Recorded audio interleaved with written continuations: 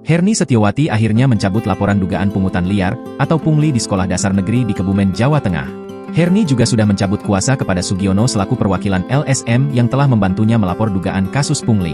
Ia ditemani suaminya, juga menyampaikan permohonan maaf atas laporan tersebut. Video permintaan maaf wali murid itu diunggah oleh akun TikTok Adi11 pada Selasa, 23 Juli 2024. Dalam video itu, tampak wali murid bernama Herni Setiawati yang membaca permintaan maaf dengan ditemani suaminya. Herni menyebut jika pungutan di sekolah negeri yang viral belakangan ini hanya fiktif belaka. Atas laporan saya yang dikuasakan kepada Bapak Sugiono, dari LSM tentang pungutan di sekolah dan semua pernyataan di TikTok, yang sebenarnya tidak sesuai kenyataan dan fiktif belaka. Saya mencabut kuasa saya kepada Bapak Sugiono dan semua pernyataan saya di TikTok. Permintaan maaf saya ini keluar dari hati yang paling dalam dan tanpa ada paksaan dari pihak manapun, ucap Herni Setiawati. Kemudian dalam video lain, Herni pun tampak meminta maaf di depan SD Negeri 1 Jatimulyo. Herni berdiri bersama dengan Supono, lurah sekaligus anggota Pemuda Pancasila yang sebelumnya sempat cekcok dengan anggota LSM. Beberapa pria berseragam Ormas Pemuda Pancasila juga ada di situ.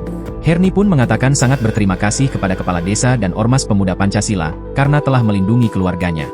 Berdirinya saya di sini ingin mengucapkan terima kasih kepada Bapak Kepala Desa Jatimulyo dan Pemuda Pancasila bahwa telah membantu saya melindungi keluarga saya atas permasalahan yang saya alami, atas pemberian kuasa saya kepada LSM yang berbuntut pada laporan kepada pihak berwajib.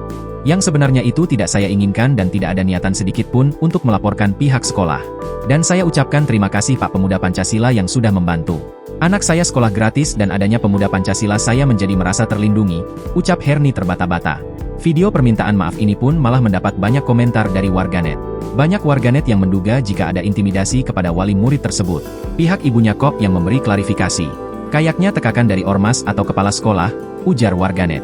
Jelas ada penekanan itu, tambah warganet. Download Tribun X sekarang. Menghadirkan lokal menjadi Indonesia.